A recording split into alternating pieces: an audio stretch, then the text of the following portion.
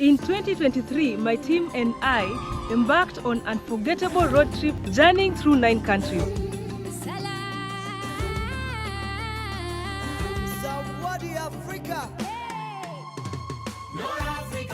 I'm so happy to be in Addis. Ethiopians love their natural hair. They like to keep it afro. The ladies, the gentlemen, they like the afro.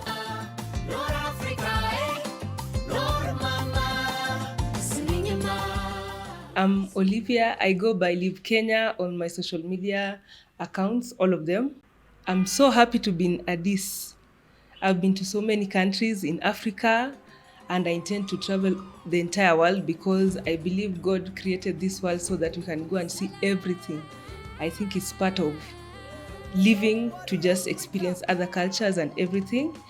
And so far I've been to more than 15 countries in Africa, and mostly the east, the south, and I'm going north and west. I believe that I'll be going north and west very soon. I'll be also believing Africa and going beyond. So I'm so excited to be in Ethiopia. Now, when we were planning to come to Ethiopia, I always travel with my friends, that is Hadia and Patrick. When we were planning to come to Ethiopia, we were looking for a lot of information online. And let me tell you, if you are Ethiopian, you need to post some more information about your country, especially traveling online, because we can see, at times you can see like there's an attraction site here and there, but they don't show how means in which you can get there. So I think there needs to be more marketing of Ethiopia, because when we were doing research, we were so scared because we usually do a lot of road trips. In fact, our last couple of trips were, we've done a trip driving from Nairobi to Cape Town and back. We've done a lot of road trips through so many countries. So we wanted to do the same, but we encountered some challenges here and there when we were coming to Ethiopia, especially the border clearance of cars. So we decided to come all the way to the border and use the local public means to get to Addis Ababa before we can figure out our way to other attraction sites that we are interested in. But along the way, we had some challenges at the border. We had a few challenges here and there, not clearance really, but because we had already given up on clearing our car to cross the border. So matters immigration, it was very smooth. But once we crossed the border, you people, you know how the people in all borders are, especially African borders, the money changers and all that. They usually want to take advantage of tourists because they know you do not understand the process in the new country. So that is very normal, I would say. And once we got in, people realized that we do not understand Amharic, and everyone came. They all wanted to explain to us in English, to translate one or two things for us. So everyone in Ethiopia is very kind, especially if you say you're from Kenya. For some reason, they just love Kenyans. They just light up when they hear you're from Kenya. They want to assist you. What do you want? Do you want, have you eaten? Do you need a place to stay? And all that. Do you need a bus? Do you need to book a bus? Do you need to exchange your money? Ethiopians are generally very, very friendly people. And I'm really impressed about that, because what we could see online and what some people are telling us at the border is that Ethiopians are not so friendly. They are very uptight. But upon getting here, we are like, people are lying. I think people have, or maybe they're just having different experiences, because for us, we really love it here in Addis Ababa. All along the way when we were coming by bus, everyone was very friendly. Everyone was giving us some snack. It is just amazing to be here in Ethiopia. We've not gone to so many towns. We passed by many towns, but we did not tour it properly. But that is why we are here. We have like more than 10 more days to explore Ethiopia. We are going north, we'll go south.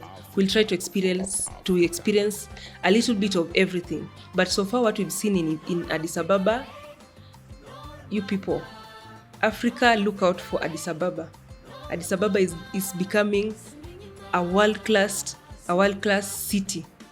The streets are so good. Some of them are under construction, and I know the constructions are being done so neatly that I'm 100% sure, maybe 2 years from now, the Addis Ababa you thought you knew would be so, so different. They're coming up with so many projects here and there. They really celebrate their heroes. That is very, very important, because most of the countries that were colonized. Remember, Ethiopia is one of the countries in the world that were not colonized, especially African countries. They celebrate their heroes, and that is something we realized that was so different about Ethiopia as compared to other African countries. In many African countries, you'll still find monuments of the colonizers and people who are considered explorers who discovered Africa. In reality, Africans discovered their countries before the colonizers came. But in Ethiopia, you'll see that they have really amplified their heroes, what they did and all that, their culture. They really celebrate their culture and their people, and I think that is something that many African countries should try to imitate. That one, by that I mean including my country, Kenya. We should, and also I'm glad that Ethiopians are the ones who wrote their history.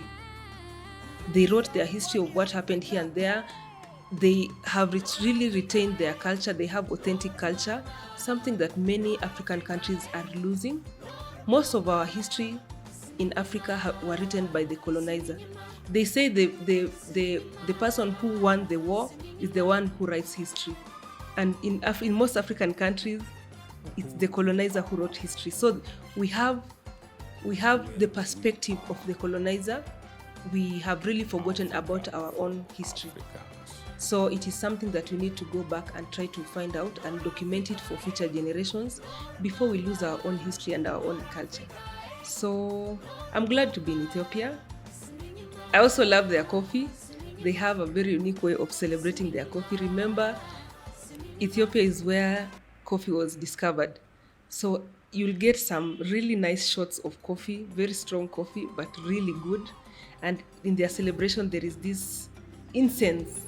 Yes, they burn the incense. It makes the whole celebration really a celebration. While you're taking your coffee, you just enjoy the nice aroma in the air. It's just, I love it. I love their injeras. I used to think that injeras are supposed to be eaten hot, but I've seen that they're eating it cold and I'm used to it. Right now, I feel, for some reason, I don't miss ugali. You know, I'm Kenyan, ugali is our staple food, but since I started eating injera, I feel like it feels like home. I'm used to the injera with some vegetables, some meat somewhere. It's just very healthy food. Yes, about healthy food, Ethiopians eat very healthy food. There are very few places that offer fast foods, and you can also see it by the way they look, their body size. Most of them look healthy, even though they are not athletes. They don't do a lot of exercise, but you can see that they look healthy. There is very low rate of obesity from what I can see on the streets. And yes, so when you're here, I think somehow you just have to live healthy because there isn't much fast food. Also, one thing I've realized about Ethiopia, they love their afro. Ethiopians love their natural hair. They like to keep it afro. The ladies, the gentlemen, they like the afro. I've gone to a couple of museums and you can see the afro comes from way back. Even on the photos from the warriors who were fighting against the Italians and all that, they have afro. So they have kept that tradition up to now. When you're walking on the street, you'll just see so many people with afro. Very few people have really relaxed their hair. They love their natural hair, and I think that is a nice way of celebrating African hair. They really celebrate Africa and African culture, and I think that is something commendable, and more people should celebrate Africa. Africa is the land of the origin. Yeah? It's the land of the origin. Remember Lucy the first the first human fossil that was found from way million years back, it's also in Ethiopia. So Ethiopia has a lot. That is what I can tell you guys. Ethiopia has a lot. Ethiopia is one of the countries that in Africa that was in the Bible. You remember Queen Sheba, the wife of Queen Solomon? She came from these sides. I believe I was also told the other day at the museum that the Ark of Covenant was here, is actually in Ethiopia, and I can't wait to go somewhere close to it in the next few days. Also, there's a lot, the Christianity in Ethiopia, I think the biggest, more than 70% of people are Christians, especially the Orthodox. These people are serious about their religion. They are very serious about it. And as a Christian, I'm very proud of that. I'm really proud of that because we are most of us are losing our faith to a lot of modernization and all that, and a lot of noise from outside. So seeing people really practicing their Christianity, they are serious about the specific days they celebrate, a certain occasion, that's something that happened in the past about the Bible and all that.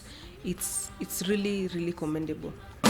Lord Mama, Lord Africa, Lord Mama, Siminyama, Siminyama, Siminyama, Siminyama. Who we are, where we are, Africa for Africans. Lord Africa, Lord Mama, Lord Africa, Lord Mama, Siminyama, Siminyama, Siminyama, Siminyama.